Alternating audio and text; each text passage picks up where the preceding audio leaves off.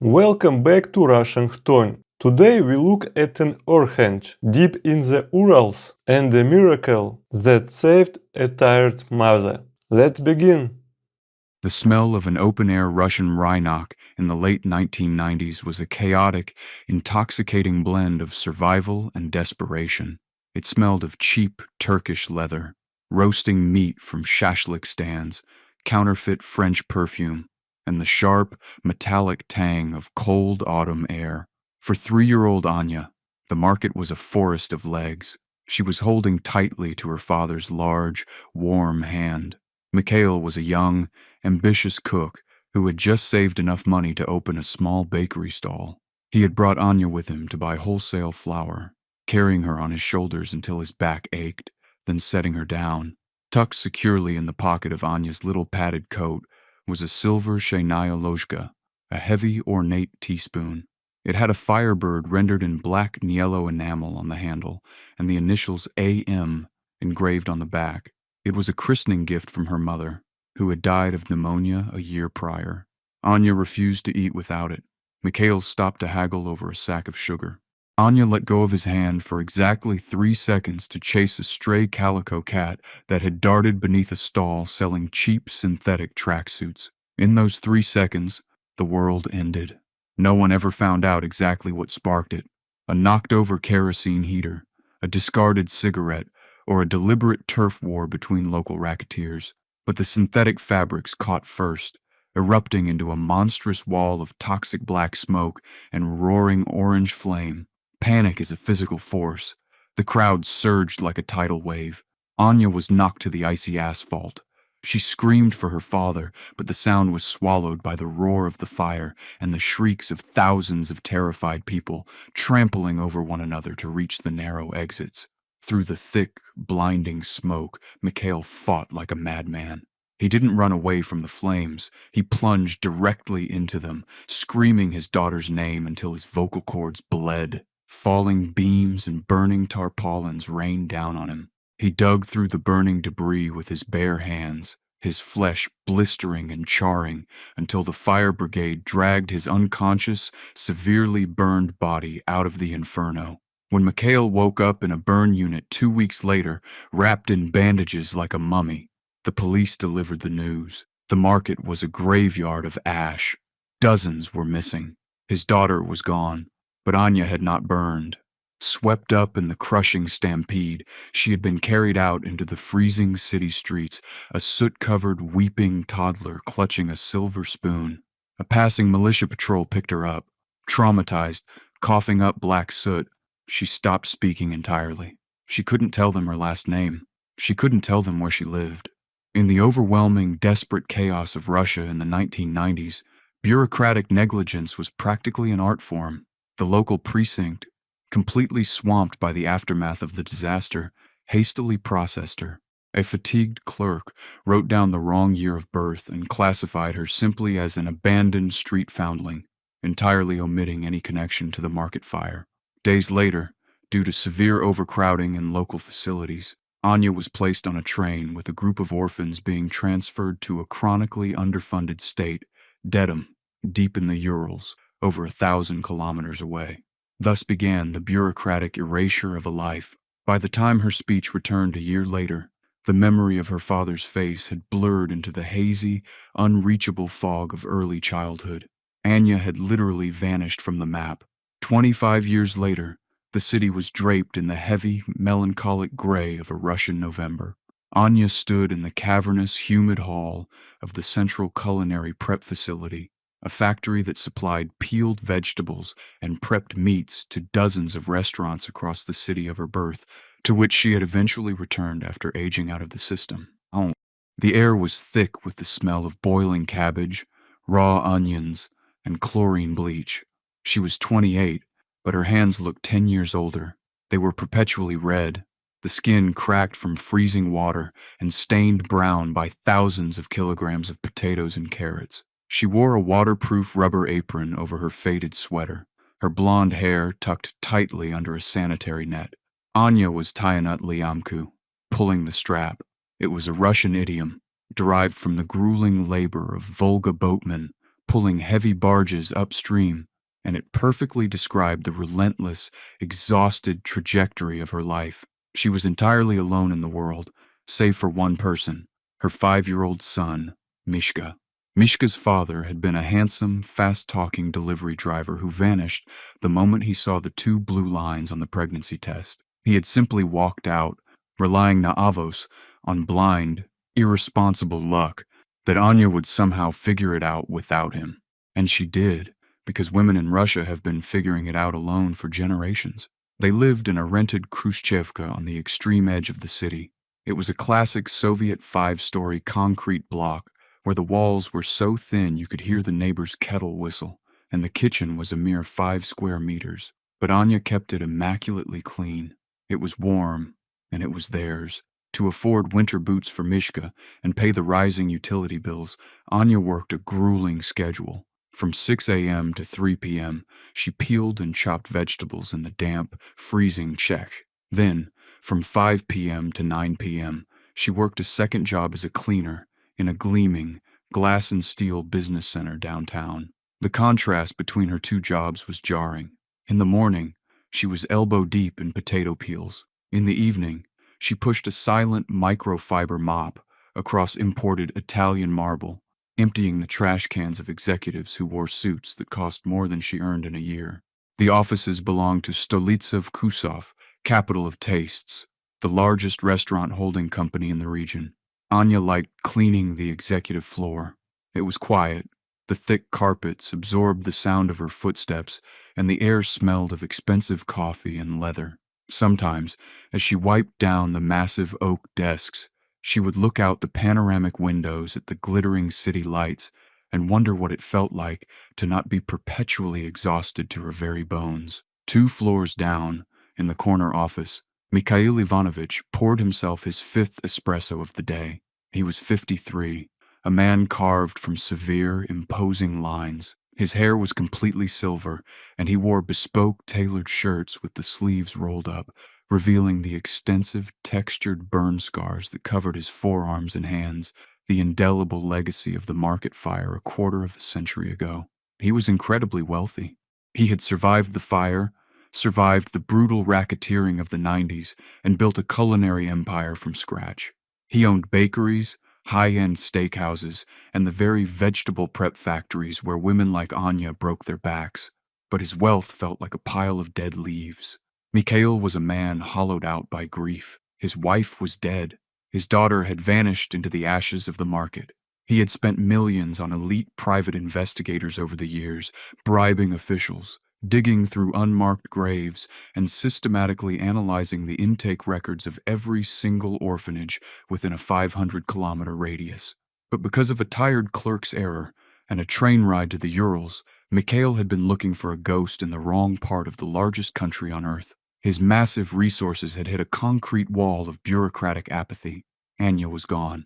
Driven by a suffocating, bone-deep survivor's guilt, Mikhail funneled vast portions of his wealth into charity. He sponsored dedums, paying for new roofs, modern computers, and warm winter clothes for orphans. He visited them often, walking through the rows of iron beds, looking into the eyes of abandoned children, always searching for a ghost with his dark eyes and his late wife's smile. He had never remarried. His business was his only child now. He worked relentlessly, often staying in the office through the weekends because going back to his massive, empty country house was too deafeningly quiet. It happened on a Saturday in late November. Anya had hit a wall of bad luck. The state-run kindergarten was closed for emergency plumbing repairs. Her usual backup, a kind old babushka from the first floor of her apartment building who watched Mishka for a few rubles, had caught a severe flu. Anya had no choice. She couldn't miss her evening cleaning shift at the corporate office. She needed the money to pay rent on Monday. "Mishka, listen to me very carefully," Anya said, buttoning her son's padded winter jacket. "We are going to Mommy's second job.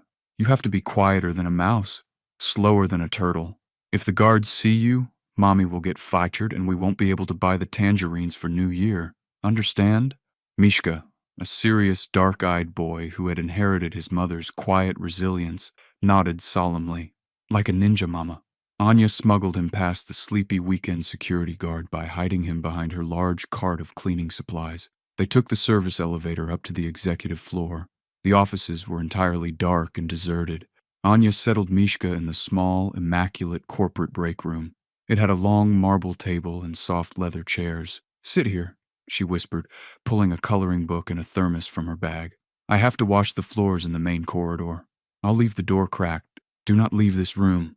Mishka nodded, opening his coloring book. His eyes. For an hour, Anya worked furiously.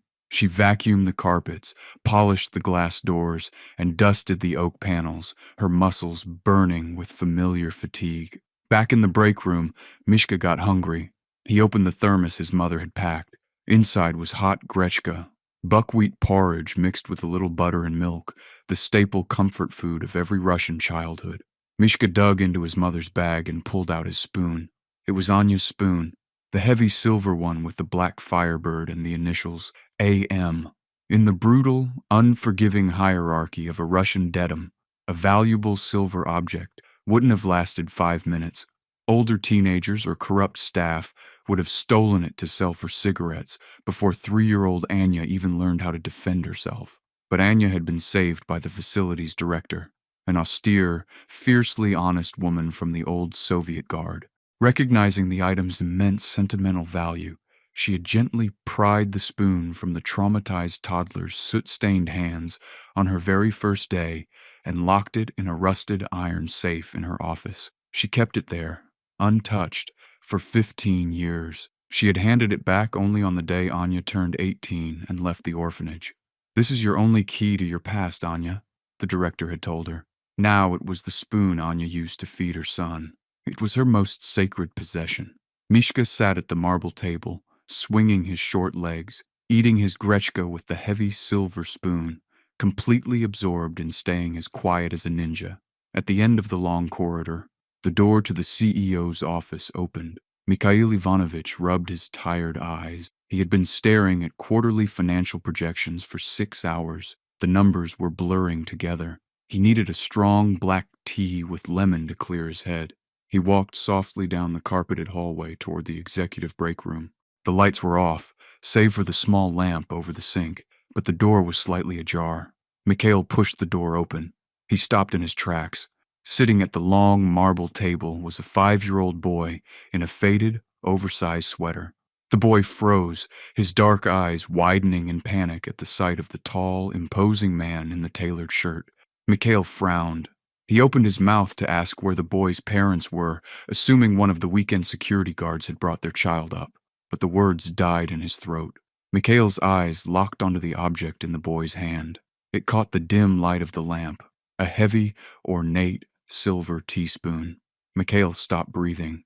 The air in the room suddenly felt as thick as water. His heart gave a violent, painful lurch against his ribs. Slowly, as if moving underwater, Mikhail took a step forward.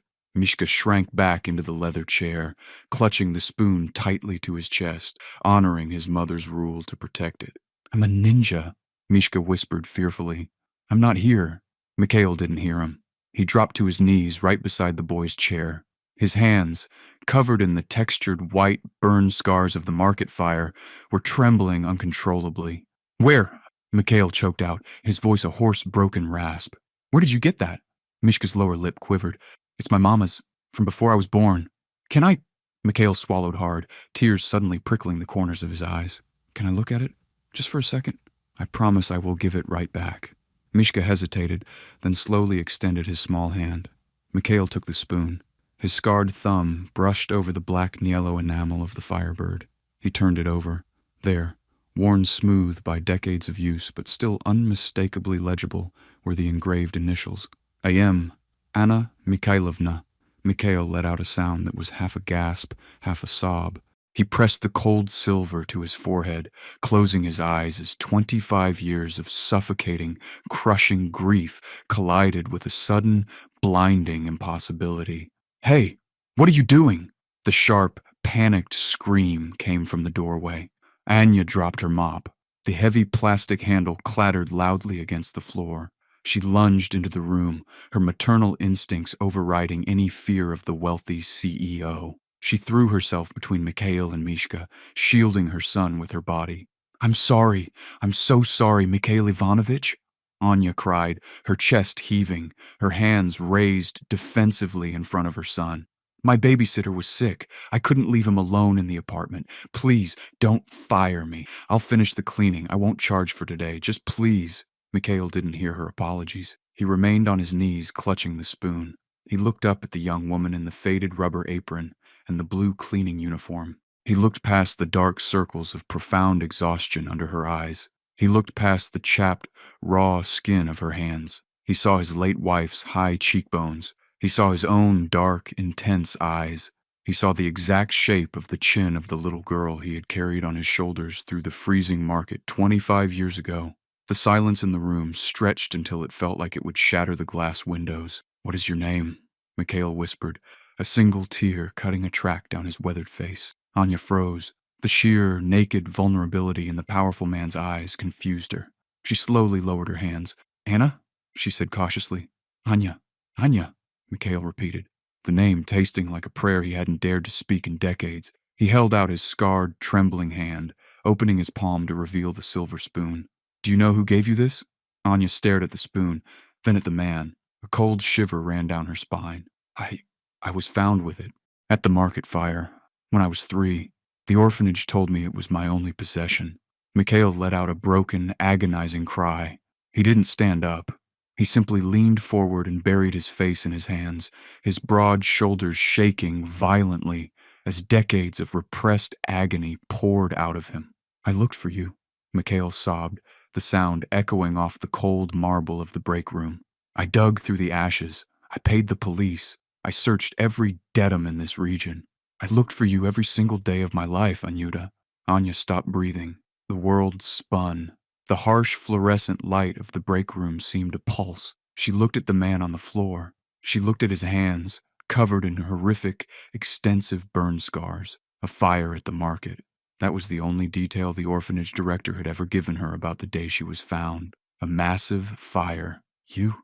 Anya whispered, her voice trembling so badly it cracked. She took a step toward him, dropping to her knees on the thick carpet, bringing herself to his eye level. She reached out, her rough, red, potato-stained fingers gently touching his scarred forearm.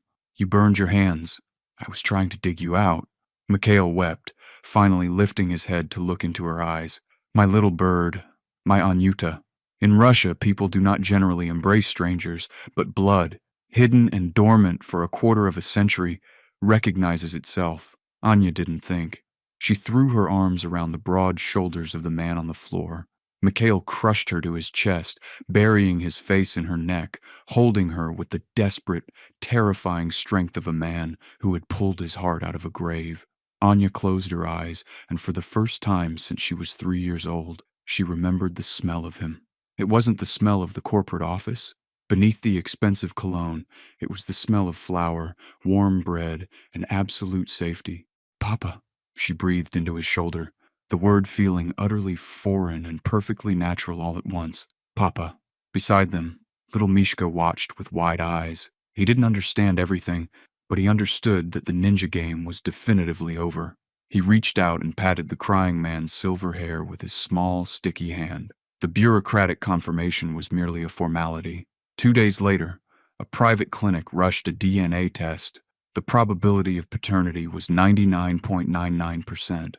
The transition was a shock to the system. Mikhail immediately moved Anya and Mishka out of the drafty Khrushchevka and into his sprawling, quiet country estate surrounded by pine trees. He bought Mishka a mountain of toys, winter boots lined with real sheepskin, and enrolled him in the best private preschool in the city. For the first few weeks, Anya walked around the massive house in a daze. After 25 years of brutal, bone-breaking survival, the sudden absence of struggle felt terrifying. She kept waking up at 5 a.m., her body wired to head to the freezing culinary Czech. She would sit in the high-end kitchen of her father's mansion, staring at the imported Italian espresso machine, feeling entirely out of place.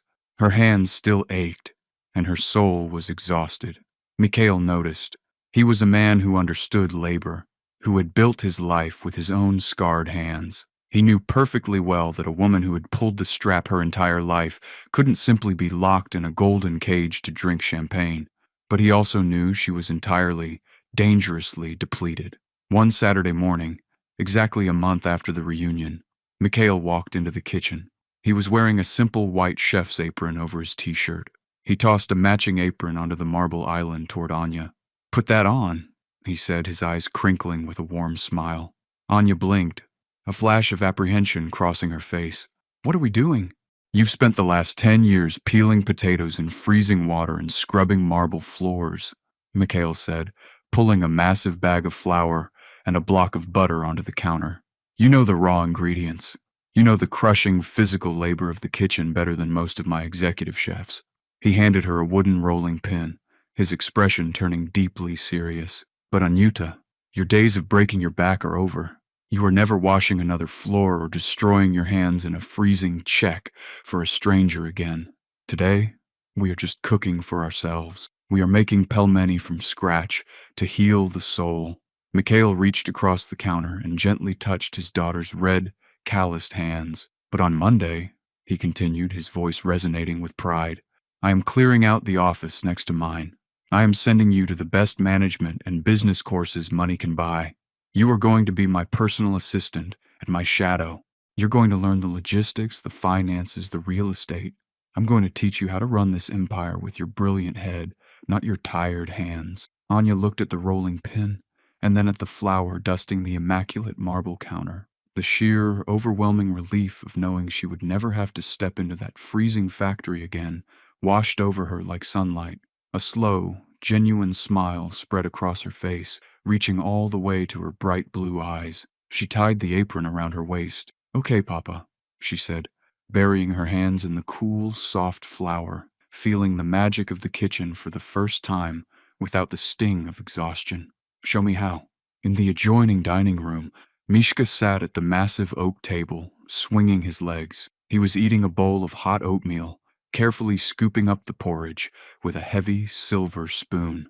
The black Niello firebird caught the morning light, shining brilliantly in the home where it always belonged.